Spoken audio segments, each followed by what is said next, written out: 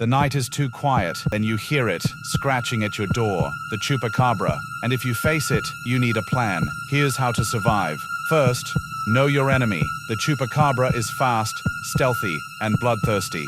It's often described as reptilian with spines and glowing red eyes. It strikes at night and feeds on blood. Step 2. Set up defenses. Build a strong perimeter with fences and traps. Use a cage trap if possible, or set up sharp stakes. Bait them with meat to attract the Chupacabra, but be cautious.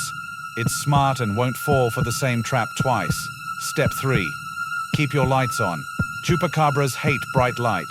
Use floodlights to keep them disoriented and make it harder for them to sneak up on you. Step 4.